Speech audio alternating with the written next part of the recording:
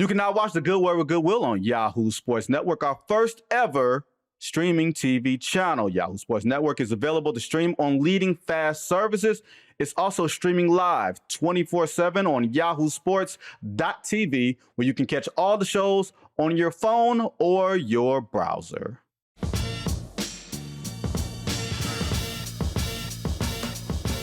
Welcome to The Good Word. My name is Vincent Goodwill, senior NBA reporter for Yahoo Sports, not Vincent Goodwill Sr. You know the difference because Amin Elhassan is here. Before we get into today's show, a bit of business to get into, of course. If you have not already, subscribe to The Good Word with Goodwill on Yahoo Sports, wherever you get your podcast. Rate, review, subscribe to us there. And let's get into it. My man, Amin Elhassan, the busiest man in NBA sports media right now. Amin, what's going on, brother? Man, nothing much. You could probably hear it in my voice. I just got off a very early morning flight back from New York. And, I think I got to the airport right around the same time as the episode dropped. And so did a couple of posts. Then got on the flight, fell asleep, woke up. My phone blew up, a bunch of texts. Everyone is, I guess, pretty floored with the new information that came out, especially after the Board of Governors meetings and the comments by Adam Silver. Yeah, look, let's get into it. There's multiple ways that we can go into this. Pablo Torre finds out his podcast that Amin was on. They discovered more recently, actually came out this morning, that the one minority owner of the Clippers, a gentleman by the name of Dennis Wong, made a $1.9 million investment in Aspiration as they were going down, knowing that they owed Kawhi Leonard $1.75 million during a period where he was owed that money quarterly as part of that $28 million agreement between Kawhi and Aspiration and everything else that has gone into that. Amin, for those who are uninitiated, explain to me sort of like the chain of custody in all of this and what you think it means. Because in Pablo's podcast, you were more voice from above that was kind of more the sarcastic friend. Like, no, this can't possibly be what it looks like. It wasn't sarcasm. I was wearing my Clipper jersey. I try to present a fair and balanced standpoint on what was going on. But yeah, to summarize for everybody, basically last week we had the story where the company Aspiration, which is one of the presenting sponsors, the founding sponsors of Intuit Dome, had given this $28 million no-show job to Kawhi Leonard, and we kind of connected some dots there, and people kind of brushed it away, including Steve Ballmer himself on ESPN, Mark Cuban on Pablo Torre finds out, and then a host of other NBA types. They were kind of like, oh, well, this happens all the time. It's not really that big a deal, and there's nothing that connects the Clippers to this payment to Kawhi Leonard. Well, on the recent episode that dropped on Thursday morning, we found that a more direct connection. And what it was a couple of things. Number one, Aspiration was at this point hemorrhaging money and headed almost certainly towards failure. They had been laying off personnel, including their president and their general counsel. But they still had this quarterly payment to Kawhi Leonard to the tune of $1.75 million that they had to make. And apparently, they had been getting calls about it, about, hey, this needs to happen. This needs to be made whole pretty much. And so while the company is hemorrhaging money, while they're laying off staff, including, again, your president and your general counsel, so pretty essential staff, they accepted a cash infusement of $1.99 million. And then 9 days later, they paid out Kawhi Leonard's $1.75 million payment due. Now, the part where it gets tricky is that $1.99 million as if it's not tricky enough. Yeah. That investment came from a company called DEA 88. When we searched and figured out who that company was registered under, DEA 88, turns out it was registered to one Dennis Wong. And that is when, and literally that episode, that's when I found out that Steve Ballmer doesn't own 100% of the Clippers. He's 99% owner, and the remaining 1% is Dennis Wong. You say, well, how did Dennis Wong get in on this?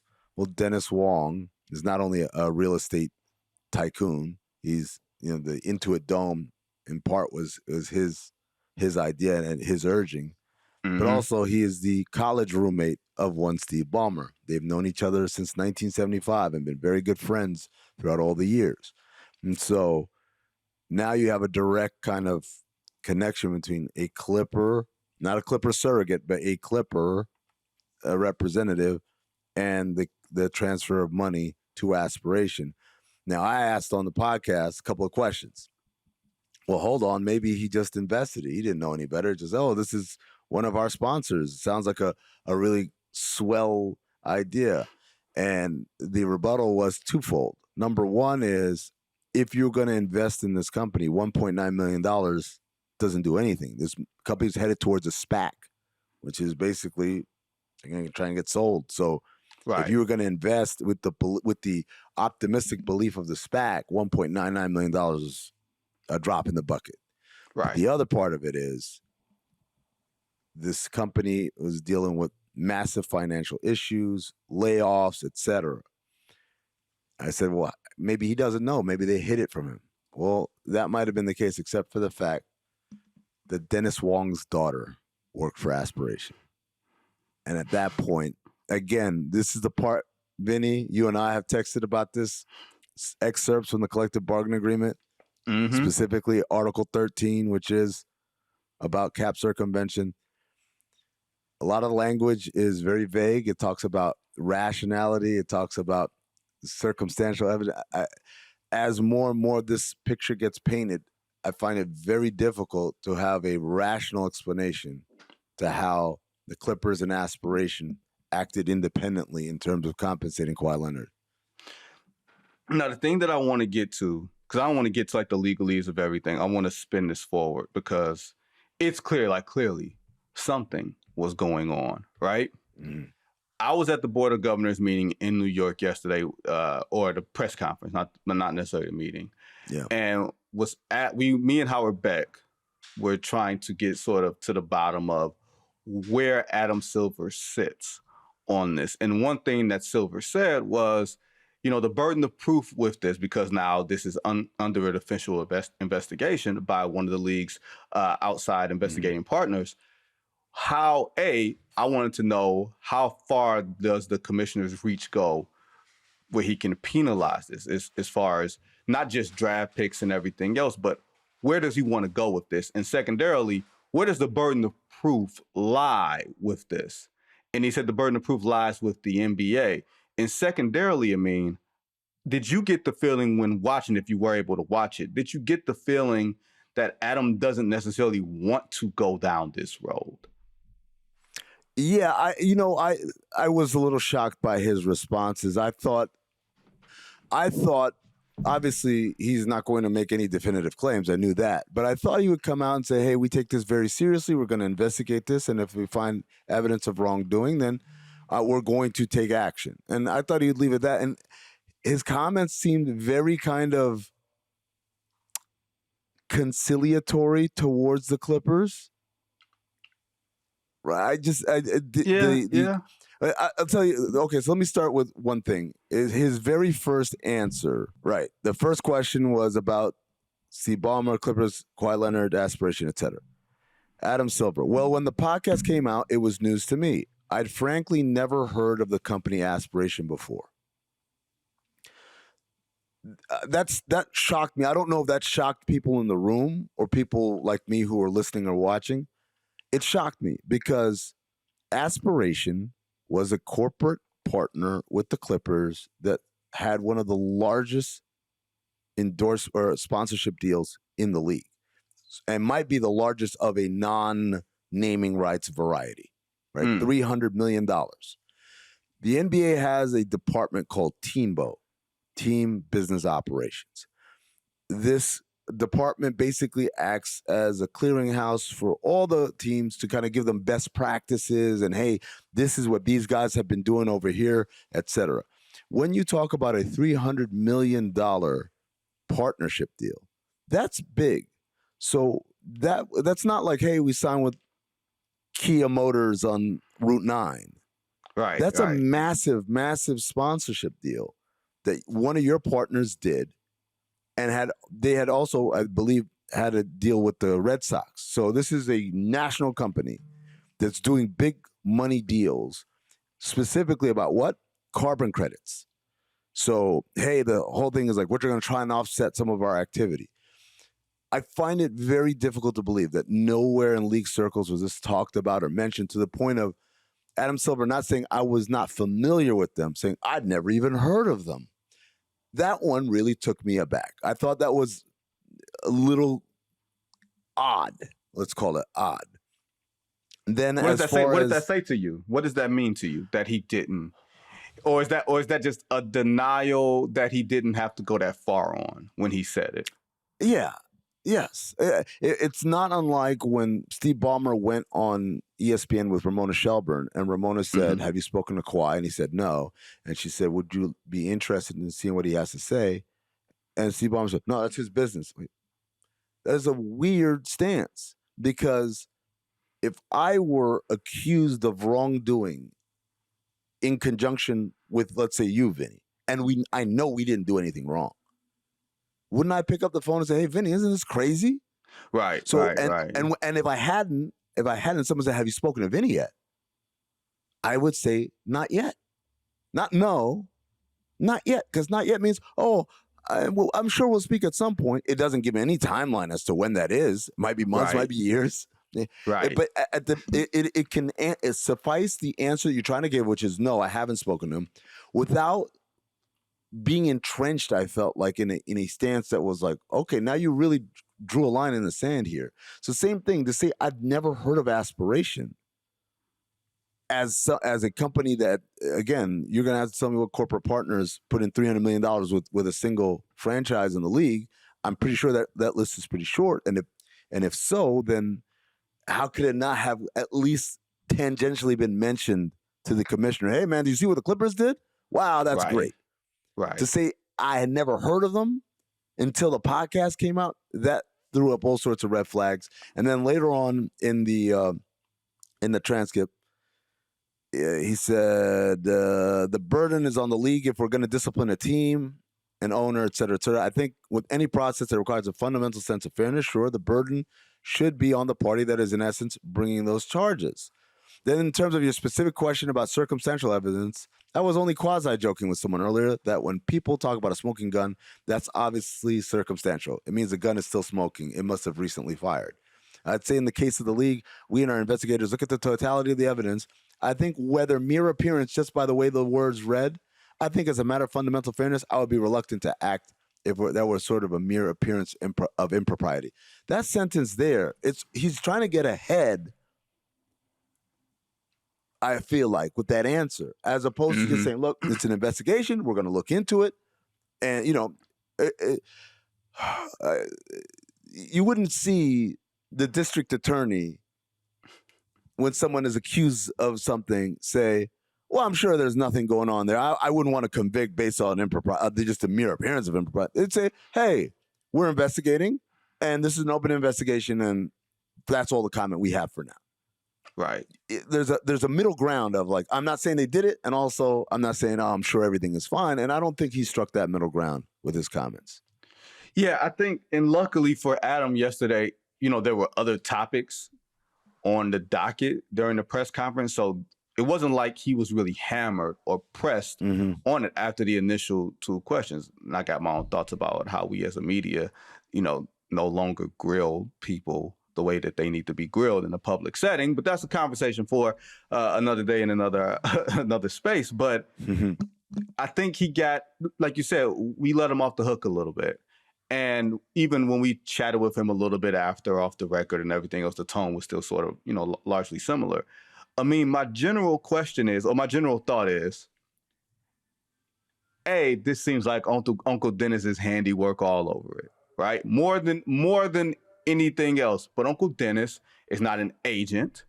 He is just someone who can speak for Kawhi and sit in those meetings. But because he's not an agent, I mean, the NBA, the NBPA don't really have any jurisdiction over punishing him. He operates in this gray space.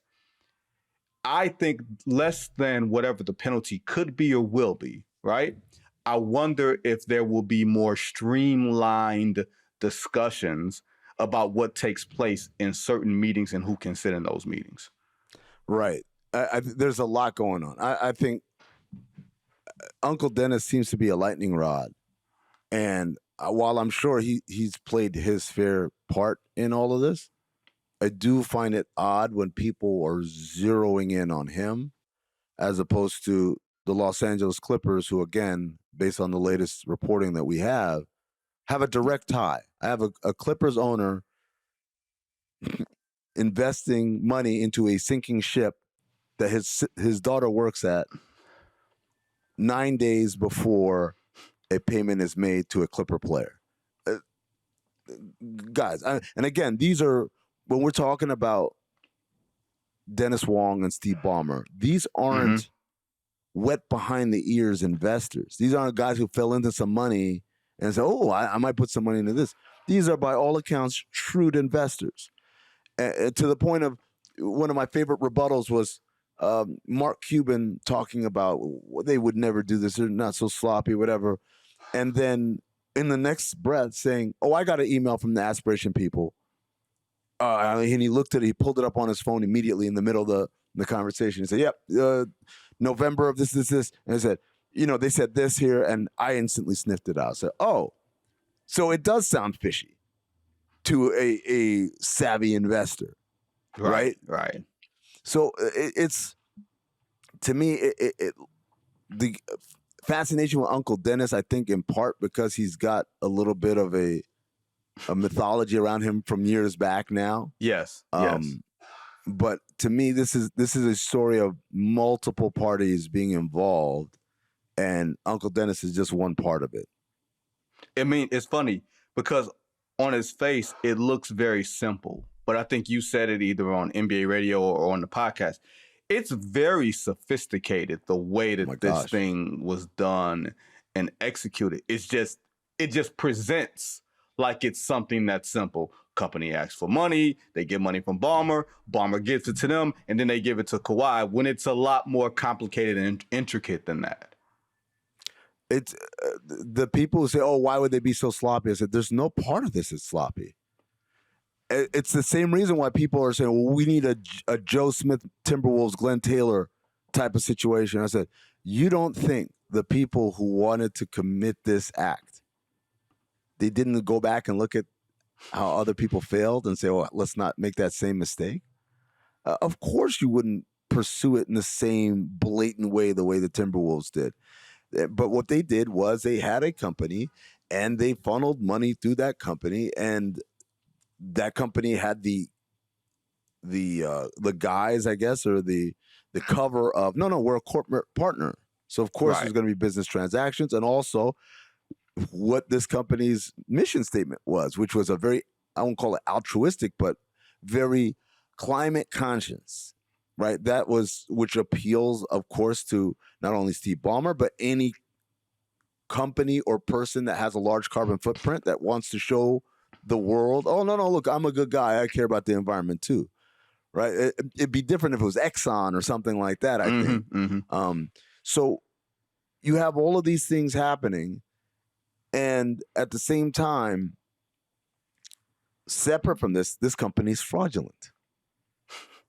So, Vinny, I keep saying to everybody, if this company isn't a fraudulent company, if this company doesn't go bankrupt, if this company doesn't lay off people, if this company does not employ Dennis Wong's daughter, if Kawhi Leonard doesn't demand, Kawhi Leonard or Kawhi Leonard's representatives do not demand payment come hell or high water as the company is going bankrupt, nobody finds this out. Nobody knows. This isn't, no disrespect to my brothers and sisters who are newsbreakers in the media space. This isn't Paul George is getting traded to the Clippers for first-round picks. That's not the kind of news this is. This is the type of news that if no one does the investigation it never sees the light of day. And so if that's what we're talking about Pablo Torre, 7 months of investigations. Pablo Torre, myself, David Sampson, doing these podcasts with literal lawyers on the call, making us stop, making us reword things, making us clarify things, because we are going through this with an incredibly fine-tooth comb. This isn't just, like I said, hey, sources tell me so-and-so is about to sign with. That's not this, folks. So if you respect the amount of work and due diligence that went into reporting this, then you have to respect, man, this was a pretty sophisticated plot that if it weren't for like I said, any one of these breaks in the chain would have gone all scot-free. Yes, I do think that the sophistication of it in the presentation gets glossed over, because it's glossed over in the podcast, and it's our job, and especially your job and Pablo's job and David Sampson's job, to present it in the most digestible way possible for people to understand, not get lost in everything. The last thing on this, that I'm fascinated by for the most part, and I don't have a handle on it. I really don't have a handle on this. Ultimately, how much do you think that people legitimately care, like in the NBA's walls, not necessarily like the league office because they have to care, and Adam Silver because he has to care, but other member franchises, like the Kawhi Leonard aspiration thing aside, teams have relationships with sponsors. Yep. They then use players in spots for said sponsors. Think of Chase Center in San Francisco. Steph Curry. Yep. Steph Curry is in Chase commercials with Kevin Hart. All the time. Yep. You know what I mean? I'm sure in New York, American Express is a big sponsor of the New York Knicks. Would you be surprised, or maybe there is, because I haven't been there in a while, to say, is Jalen Brunson's face going to be on something around there? I think what people don't grasp is what is market value for getting a player to partner with a sponsor, and what that looks like. This is the to me, this is. But what's market value? When Adam Silver says, speaks about this, right? About, teams have partners and all that. When Adam Silver talks about having broad powers, part of broad powers means I can be nuanced in my judgment. The relevant part, which you just said, let me read it directly from the collective bargaining agreement. It shall constitute a violation of Section 1A above for a team or team affiliate to enter into an agreement or understanding with any sponsor or business partner or third party under which such sponsor, business partner, or third party pays or agrees to pay compensation for basketball services, even if such compensation is designated as being for non-basketball services. So basically, paying a guy, even if you say, oh, no, this is for the marketing part of it, to a player under contract to the team, such an agreement with the sponsor or business partner or third party may be inferred where such compensation is substantially in excess of the fair market value of any services to be rendered by the player for such sponsor, business partner, or third party. So what are we saying here? We're saying it's illegal for a partner, a third party, or a corporate partner of the team to pay a player for his basketball services, even if it said, oh, no, this was for marketing, in an amount that constitutes above fair market value. Kawhi Leonard was paid 4 times as much as any of the other celebrity endorsers, which included Leonardo DiCaprio, Robert Downey Jr., Drake, Cindy Crawford, Orlando Bloom.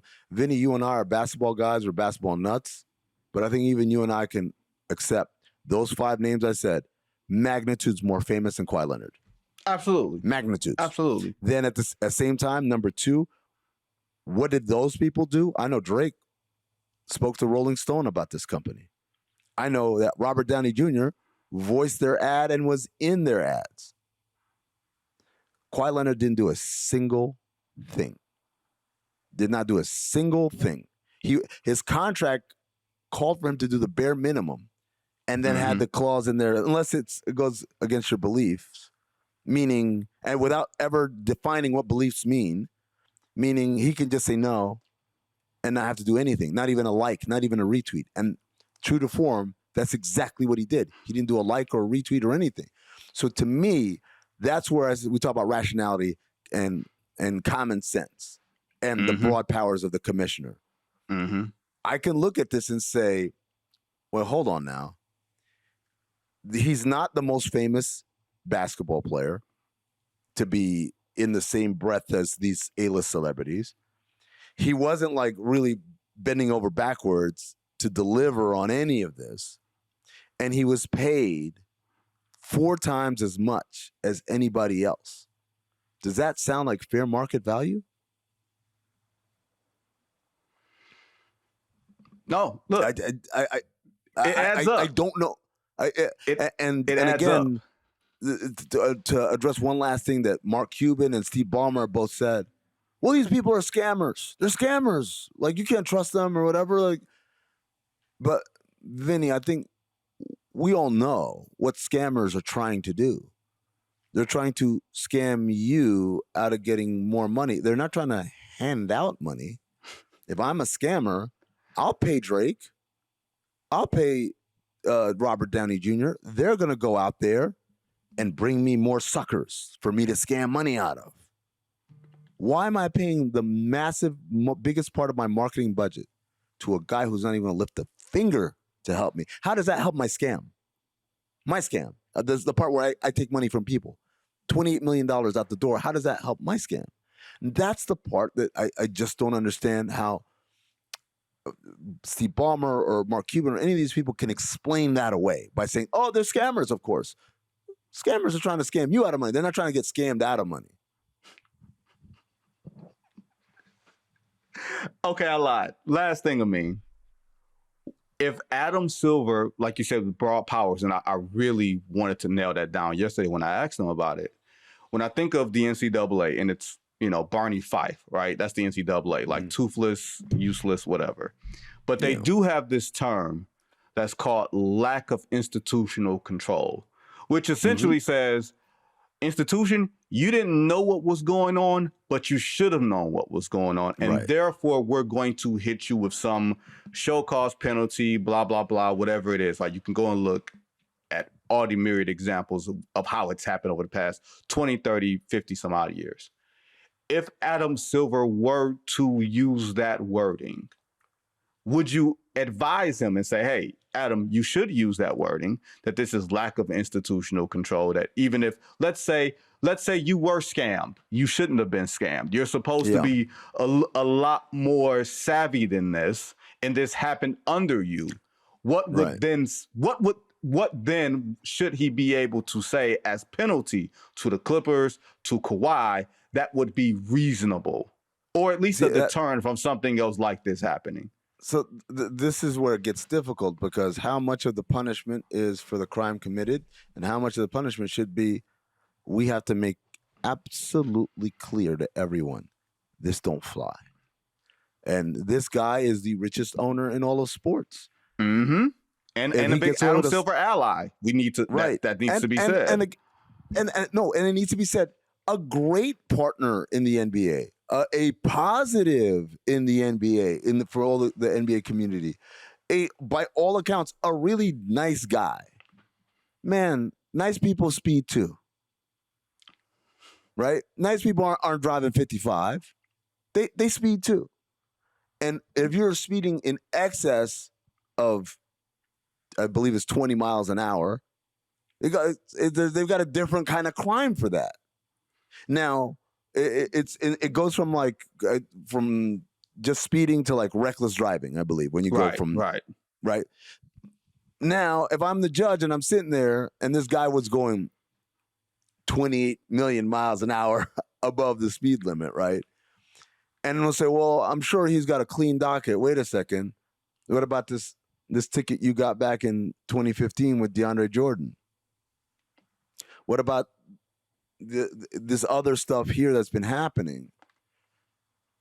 At some point, being recalcitrant, being a repeat offender, That has to matter. In the same way that it matters when Draymond Green hits someone below the belt, his suspension is harsher than if Rui Hachimura did it. Why? Well, because he's been caught doing this before. Well, it's the same thing here, I think. So again, if it turns out that investigation that they did something, I think there's a level of discipline that has to be magnified by A, who did the crime, someone who's been in this court before, B, the fact that this person is the richest one and may have latitudes that some of the other ownership groups don't have, and then C, you have to set the example to let everyone know, man, we're not doing this. Joe Smith, they ended up giving the last two first-round picks back.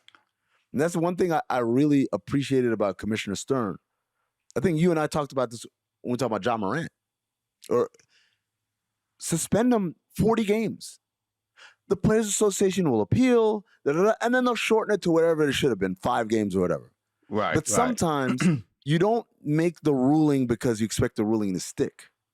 You make the ruling because you are sending a message to everybody, we don't mess around with this. And you got to at least give them that your pants moment of like, oh my God. And then an appeal, like, oh, thank God. And you have to give them that to let them know, man, these are the hard lines we draw in the sand, that we're not crossing this. We're not going to tolerate this at all. And one last thing I just want to add back to the last question you had about fair market value, and Steph Curry with Chase, and LeBron James with crypto.com, et cetera, et cetera. I think in every one of those cases you go through, could some of these guys get like, oh, that's a lot of money to do a couple of Chase commercials or whatever. But at the end of the day, he did the Chase commercials. They did do these things. They did make appearances. They did meet and greets. They did something. They activated, right, on that partnership. Right. Whoever it is. I think that's the part that makes this one different. This guy had one where he didn't have to do contractually didn't have to do a single thing. Not just he didn't do it. Oh, he was supposed to retweet us 5 times this month, but he didn't. Contractually, he had an out. Like, hey, if you don't do it, don't worry about it. I mean, if it goes against your beliefs, I don't believe in tweeting at 11:15 in the morning Pacific time. So that's why I didn't do it. Yeah, this is all wild. And I'm as more facts come out, I'm more fascinated by what the league office and Adam Silver thinks, just because of, like you said, Steve Ballmer is one it's like the 8th richest person in the world type of thing. Yeah. And he's the richest. And if Steve Ballmer is saying, I didn't invent this, y'all did. Ooh, baby. If Steve Ballmer said my guns are bigger than y'all guns, nuclear warfare. But also, Vinny, this is the part. This is why Adam Silver gets paid the big bucks, right? Your job is not only to levy this punishment, but to tell Steve Ballmer, grab your bib, we're going to the sandwich buffet today. You're going to have to eat this one because this is for the good of the league. Right. If the league says, if Ballmer, let's assume, makes a threat like that and the league is worried about that, and the other team partners are, what if they start digging into our backyards and all that? And as a result, the Clippers get away with this, or get away with very minimal discipline. You have compromised to the public the integrity of your league. Now everyone thinks, man, this thing's a joke. And that's the big part of this, is that Steve Ballmer may not like it, but it's like, man, we've got to protect the business. You're going to take an L right here. Yeah, but we got to protect the shield, as they say in the NFL. We got to protect the shield. And this is, I don't think, people are like, oh, they're going to make him sell the team. No, they're not going to make him sell the team. They can't, first of all. Article 13 does not allow for the sale or the forced sale of a team. But also, they wouldn't want to. He's a good partner. He's a good owner. He's a good dude to have in your corner. But man, you did something that really gives us a black eye. And if we don't do something about it, it could have multitudes of repercussions. So you gotta take this L, sit down, Again, we can do we'll do the appeal in a couple of years and we'll get you some picks back or whatever it is. But there has to be a strong showing here. I think if, again, the investigation finds what the reporting has kind of alluded to. It is fascinating. I'm curious to see what happens. But I mean, there was also some stuff when we come back. There was also some stuff that Adam Silver said at his press conference that kind of flew underneath the radar, but it didn't pass Twitter. We'll be right back, y'all. Welcome back to the Good Word here with Amin Elhassan. Amin, Adam Silver, of course, in his Board of Governors post-game press conference. I call it post-game because it felt like there was a battle royale in there, or at least it should have been, with some of the nonsense that has come out of that. We're going to get to the heaves and the cowardly lioness of NBA players later. But this is where Adam, who everybody knows that I like. I really like Adam Silver. I know you really like Adam Silver.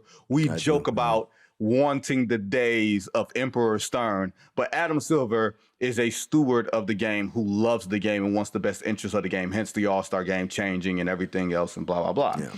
But when he was asked, it might have been by Tanya Ganguli of the New York Times about the rising prices that the common fan has to pay, not only to get into the NBA arenas to watch a game and let alone get a good seat or a great seat or access or anything like that, but with the streaming rights coming into this most recent NBA deal, this landmark deal, it's become more cost prohibitive for the common fan to subscribe to Peacock, to subscribe to Amazon Prime. There's more games on TV, but there's, N League Pass is still, whatever form it's going to be, it's still going to be pretty pricey. Right. He says this in reply to the question about rising prices, begin quote, "There's a huge amount of our content that people can essentially consume for free. This is very much a highlights-based sport. So Instagram, TikTok, Twitter, you name it, any service, the New York Times for that matter, your content is not behind a paid firewall." I want to focus on him saying this is very much a highlights-based sport. The one thing I think is the beauty of basketball is that it should not be consumed more so in highlights. Like, to watch and appreciate the beauty, the athleticism, the intelligence of the game, you need to actually watch the game and not on Twitter. Were you, now as I spin it to you, Amin, were you surprised that that comment landed so poorly for someone like Adam, who loves and appreciates the game and does not consume the game on Twitter and TikTok and Instagram? Yeah, it was staggering for so many reasons. First of all, it felt tone deaf, right? I think the way I would have approached the answer is we have more games that are available on national TV than we had 10 years ago. Are those games all going to be available to you for the same cable package as you had 10 years ago? No. But we're still, like, they added games in essence. When we talk about games on Amazon and games on Peacock, these are added games, right? If you just take the NBC and the ESPN games, we're roughly around the same amount. So the added games on Peacock and Amazon, these are bonus national TV games. In the same way that, Vinny, there was a span where games were on NBA TV during the regular season, and even indeed in the first round of the playoffs. There are many people who didn't have NBA TV in their cable package. Hey, I have the basic cable package. It gives me FS1. It gives me ESPN. It doesn't give me like CBS Sports and NBA TV and NHL TV or whatever. Right. Those people technically were ass out, or they had to pay extra money in order to be able to watch those games. But it was understood, like, look, you still have all these other games. So I'm surprised he didn't take that tack to explain that, as opposed to saying what he said next, which is the really disturbing part. It's a highlight game, right? A highlight sport. Many of the financial issues that are befalling our sport and sports in general is that young people don't turn on the TV. They're just watching it on YouTube and Instagram Reels and TikTok. And the problem with that is we haven't found a way to monetize that. The thing that makes money for us is TV, because that's who's paying us. Whereas social media platforms do not. Or whatever they're making off of right now is negligible compared to a TV deal. Right. for him to kind of as a throwaway line there, just nonchalant, we're a highlight. You can't be you're the one. You're the guy who's going up to bat for this product, trying to encourage people to watch, right? I think more than fans being upset, I would imagine if I'm NBC or Amazon and I spend all this money and now you tell these people, don't worry about you ain't got to even subscribe to that stuff. I mean, he basically stopped short of saying, there's some free links. I'll shoot you some links. You can't actively encourage your consumer to not seek the content on the places that spent a lot of money to have that content for. So that to me was, I was staggered. And I don't know, that was one where I read the comment, I didn't watch it. So I don't know, Vinny, was that like, am I taking that out of context the way he said that? Or the thing was, he said there's more games on free TV, like you said. He did make the statement, but it was almost throwaway. He didn't hammer the point home that, hey, we are back on network TV. Like, that's the point that you start with. Yeah.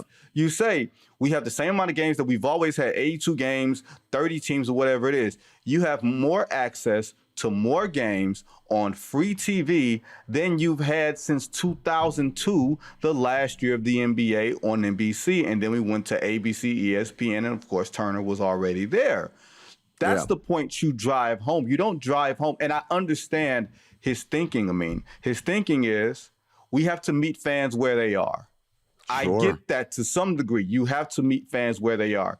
But you have to cultivate new fans, because the fans who are consuming content there, we don't know if they're going to be future season ticket holders. We don't know how they're going to actually consume the NBA product. And furthermore, the people who consume content there, are the sources of some of the most divisive and toxic NBA discussion that we have.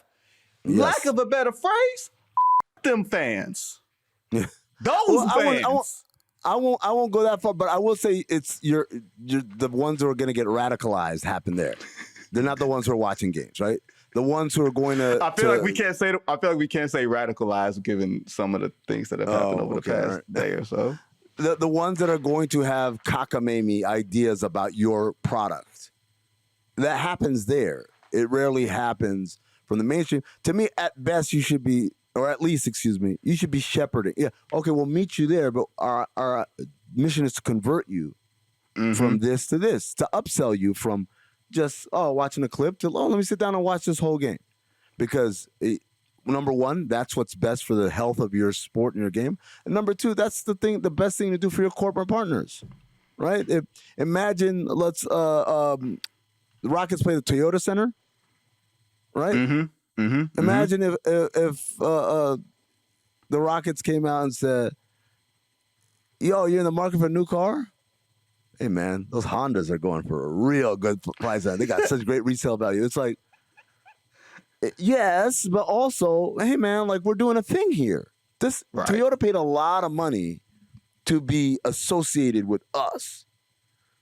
I'm not saying you have to grab a switch and come on, everyone, go to Toyota. Go get your Toyotas right now. But I'm saying that if asked, and you're going to give an opinion, one would hope that the opinion would be, support my corporate partner.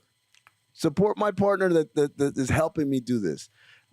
For him to talk about Instagram and TikTok and look, we can have two realities. We have the reality of that's where the people are, and also the reality of I don't have to say that out loud. Not saying to be deceitful, but just acknowledge at least that, hey, our preference is for you to watch our games with our broadcast partners. And like we said, hammer home the fact that, hey, we have more free games than ever, or than certainly the last decade. And that all the extra stuff that if you find you have to pay extra, man, you're getting, this is gravy. This isn't the steak. The steak is just as big as it's always been. And the steak is good, y'all. Eat the steak. It's a good steak. Like, it's tasty. I criticize the NBA in the game sometimes on how it's soft, it's too many but it's by and large a great game.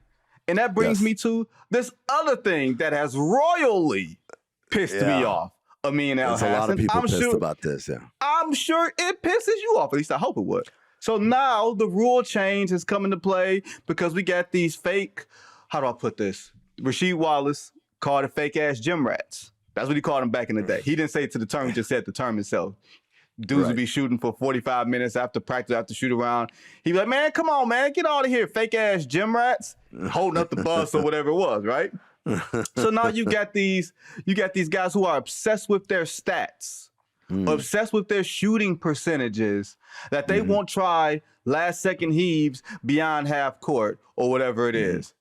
And now the NBA has given shelter to these cowards, shelter, saying that it will count against the team's field goal percentage if it's a miss, but not a player's individual field goal percentage if he misses. That is the most cowardly, and maybe because I'm approaching the end of certain things, I'm a little more liberal with it. That's the most cowardly shit I've heard. If you shoot and you make, it goes for you. If you shoot and you miss, it's called consequences. It's called playing basketball. And if you are allow me to give you the floor. Yes. Because you might feel differently. You might feel differently. I feel differently in this sense. I'm going to stand up for the NBA here, right? I gave him 48 minutes. I gave him 48 minutes of hell. Now I'm be nice. Without this, we are just going to get a continuation of what's happening, which is guys not only not shooting, but I said this to Eddie Johnson on the radio the other day. My biggest pet peeve. Guys that will wait and then after the buzzer goes off, then they throw the shot. Like, I didn't see the clock or whatever. That's the coward. If you go to do it with your chest, just put the ball on the floor and walk away. Or roll it out of bounds or whatever. But like the guys that wait and then they put up the shot, like get out of here with that. Say it with your chest. That's the culture we have in our game right now. Guys are worried about percentages. Eddie Johnson points out your number of opportunities for heaves in a year are not going to really affect your percentages unless you wasn't shooting that much to begin with. And we know many of these offenders are not that, or not a guy who like were 5 to 7 heaves a year are going to massively affect their field goal percentages. This is where we're at. There's no other way to compel them to take this shot. Now, it should be noted, Steph Curry takes that shot. Nikola Jokic takes that shot. Matter of fact, Steph Curry has one of the most famous ones ever in the playoffs against the Grizzlies at Memphis, where the Warriors are going on a run at the end of the third quarter. He ended their season. Literally right there. He ended their season at the end of the third quarter. You can hear you hear it from the crowd because Grizzlies had like a dead shot clock and they're going for it, and then they turned it over and Steph gets it. And he didn't just like fling it. He had to dribble around one guy and kind of behind the back. And then it was a contested one. And he nailed it. And everyone in the building knew game time. That's over. It's a wrap. Nice to see you. Have a nice summer. All that stuff, right? It's one of my favorite plays ever. Those guys do it. I'm sure there are a couple others. But the vast majority don't. Mm-hmm. And without this shelter, as you call it, they've got no incentive or no disincentive to change their behavior. There's no incentive to change it. Like, hey, man, you should do this. And there's no disincentive. Like, hey, man, if you don't do this, there are none. So either we're going to make this rule to compel these guys to change their behavior, or we're going to just allow this to continue and everyone just kind of be deflated by the cowardice of the end of the period. My question is, where does the cowardness end? Because there's a particular player who I'm thinking of. I mean, and we don't have to say his name. We won't say his name. No, not Channing Frye. Stop. I like Channing. There's a particular player who he will not take a bad shot for anything. So if it's 5 seconds left on the shot clock and he got the ball and he's tied up, he won't take a contested shot. He'll pass it to somebody else. He'll pass that grenade, as we call it, to somebody else, and maybe they'll take the shot, Maybe they won't, but it won't go against his field goal percentage. Mm-hmm. And that player may not take the shot either because it may go against his field goal percentage. So he'll take the turnover over taking the bad shot. And that's my question. Which, by the way, real quick, back in the day, if you remember, that turnover would be on you. When they pass you the grenade and you didn't get the shot clock violation or end of period violation, the player used to incur that, and then they changed that rule. They made it a team turnover, not an individual turnover. So this isn't the first time we've offered shelter to cowardice. Where did we raise?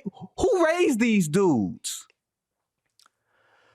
Man, look, that's a long story, but like I'll give you the short version of this. It's like this isn't stuff that comes from NBA rules or from coaches, or it's the players, man. Ultimately, what we're talking about, it's no different to me than the All-Star game, right? The guys didn't play hard in the All-Star game because the league had a rule and you would get this if you didn't, or you would get this kind of reward if you did. They didn't play hard in the All-Star game because the coaches were like cracking a whip or, making. They played hard in the All-Star game because they knew, hey, man, as a player, that's what we do. This is an exhibition for the fans, and we're selling them our game. And we want to be on the competitiveness of the moment. We want to put on a good show, right? Similarly here, guys took the end of quarter heaves. Why? Hey, man, because I'm trying to, if I make it, that's 3 more points for us. That's 3 more points for me. There is an incentive for me internally as a player to do this. It's not because my coach told me to do it. It's not because there's an NBA rule. It's because I want to do this. I want one more bite at the apple. And somewhere along the lines, players became more concerned about, I won't even say field goal percentage. We're talking specifically their 3-point percentage. Because I've seen some dumbass shots taken not at the end of a clock, not at the end of a quarter. And it seems like those guys are fine with that. You're fine with taking that. But this one, you're not going to do. Oh, my holy field goal percentage. These are all learned behaviors from watching other dudes do it. It's not from any other external thing. The problem with the league when it comes to the All-Star game, when it comes to this question, comes back to the same thing. We are trying to legislate behaviors that should have been policed from within. We are trying to kind of put rulings in there and regulations to incentivize or disincentivize. Incentivize good behavior, disincentivize bad behavior. But again, these behaviors were never part of the game in terms of rule book. These are unwritten rules. Yep. So this is, how do you do it? How do you encourage these guys to play the way we know the product is best? You got to do something, man. And I don't like, it saddens me that we have to have that rule, but I understand 100% why, because how else is the league going to convince these guys to do the right thing pretty much? I hate it. It's cowardly. And if there's a player who disagrees with me, come at me. I hate it. We'll be right back with the last word. Welcome back to The Good Word. It is time for the last word here for Amin Elhassan. Amin, Ben Simmons, who came into the league, I felt, with some of the greatest potential of anybody over the past sort of decade. He could have been one of the greatest player development stories. I think Giannis Antetokounmpo is the greatest player development story in the history of the game. And when you look from a physical stature and standpoint, Ben Simmons is built the same way and had a similar sort of skill set. Giannis turned into an MVP, and Ben Simmons turned into Ben Simmons. And that's not to take a shot at Ben Simmons. That's just what it is. Is there a career for him to be salvaged? Because it appears that he was offered a contract by the Knicks. He turned it down. He and his agent, Bernie Lee, split. It's looking to some degree like Ben Simmons is not long for the NBA, if he ever actually was long for the NBA. How do we look at Ben Simmons? His career or right now? Both. Both of them, his Skip. career, his career, it's sad, right? When the 2021 conference semifinals happened and the whole shenanigans with Atlanta, I remember a lot of people made a big, oh, the guy can't shoot. You got to learn how to shoot. And I'm like, I said, he literally can not improve one bit from this stage right here, and if he does this for like 6 more years, he'll probably be a Hall of Famer. Because he was an excellent rebounder, excellent transition, led the league, I believe, in assists that led to threes. And led the league in steals, I think. Steals, top tier defensive player, great size, play up, play down. On the only thing he couldn't do was really score. So to me, I was like, Ben Simmons, my problem with you isn't that you can't shoot. My problem with you is that you allow your inability to shoot to impact how you play. And so, and I told the story, I can't remember, I think I said this on my podcast, Basketball Illuminati, but when we got Shaq in Phoenix, when I was working for the Suns, obviously Shaq, not a great free throw percentage shooter, got to the practice court, the guy's draining everything. Incredible shooter. So it was all mental for Shaq. And what would end up happening is when he get to the free throw line, he turned and look at the bench because he was looking for some sort of reassurance. And Phil Weber, who was our one of our assistant coaches, was one that told him, like, hey, just go up there and shoot it, man. Don't worry about it. You getting to the free throw line is already a success for us. It's already a win. You go 0 for 20. Guess what? They got players in foul trouble. They're in the penalty. Every time they foul Steve Nash, 80 feet from the basket, as he brings it up, he gets to shoot 2 free throws as a 90+% free throw shooter. Amari Stoudemire was an 80% free throw shooter. Leandro Barbosa, Boris Diaw, Raja Bell, Grant Hill. Like, there was no shortage of good free throw shooters that we had. So that him putting the other team, all this these were all positives. And you know what happened?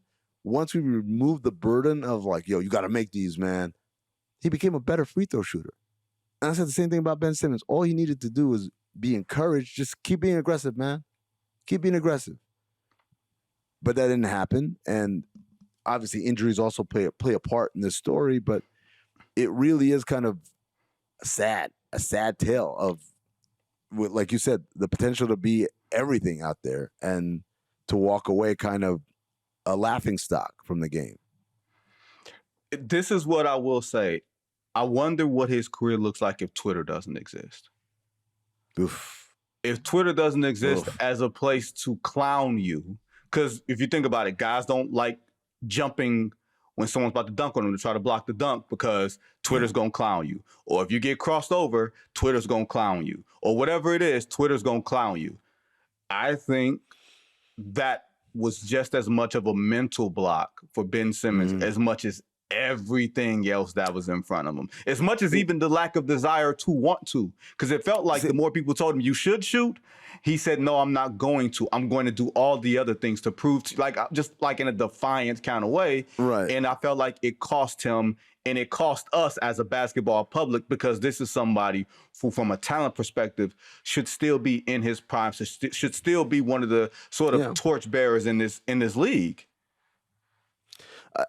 You know what? I'm sure Twitter didn't help, but I think the thing that rocked his confidence more than anything was the comments made by Joel Embiid, Doc Rivers, and Daryl Morey shortly after that 7-game loss to the Hawks. They left him out to dry, and I can see how that would shake my confidence in the organization I play for, and maybe even the confidence in myself. I think he, as I said at the time, also contributed a lot to his issues by the way he handled it, but I understand. And to me, that's way more devastating than people on Twitter making jokes about this, that, or the other. And we also have to, again, acknowledge the role that injuries, especially when we talk about back injuries. Yeah. That it's a lot more debilitating than a lot of people, I think, understand. But man, like, again, there's a way this all plays out that it didn't have to be like this. I guess that's my thing. Is like all of those are valid excuses and reasons. And also, it didn't have to be that way, man.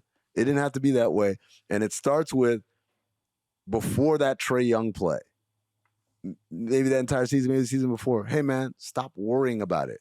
Go get fouled, go to the free throw line. Doesn't matter. We want you there. Even with the clock, we're down to 2 seconds left and we're down 2. And you're at the free throw line. We want you there. We want you there. There's no part of this where you're going to let us down. You have to remove the stigma because, again, like going back to Shaq, it was the idea. People were like, I don't think it had anything to do with the crowd. although the groans of the crowd don't help. Yeah. I think it had to do with, man, I'm going to let my teammates down. They're counting on me and I can't deliver. And once we remove that stigma from it for Shaq, he became so much better as a free throw shooter. I think he had his second best season. Early on in his career, he was actually not a bad free throw shooter, and he got really bad. But basically, that was the high water mark for him post Orlando for sure. But it was always about removing the stigma of how we feel. And I think, I don't know if Ben Simmons ever had that given to him. At the same time, from things that I hear, he's a kind of a jerk, so it makes it a little easier to not want to give that guy the grace or whatever. I don't know. But all what I do know is it didn't have to end up the way it did. Look, man, the one thing that's important to say, that free throw line is a crazy relationship between players in the free throw line. Nick Anderson, he was never the same after the 1995 NBA Finals. When he missed those 4 free throws in Game 1 against the Houston Rockets, never. I want to say he wound up dropping down to like a 39% free throw shooter, like a couple of years later. Like he was just never the same dude. Like it's amazing how the most uber confident, uber masculine guys can be brought down to size with a relationship that only has to do with them in the rim. Yeah, that's it. Yeah, it's wild, man. But it's also the loneliest place, right? It's the loneliest place. I my kid is a high school basketball player, and I tell my kid all the time, like, when you're playing basketball, it's constant decision making. Is this a good shot? Can I get a better shot? Can I create a better shot for someone else? Can I just get the ball to someone else and they'll create a better shot based on what's happening?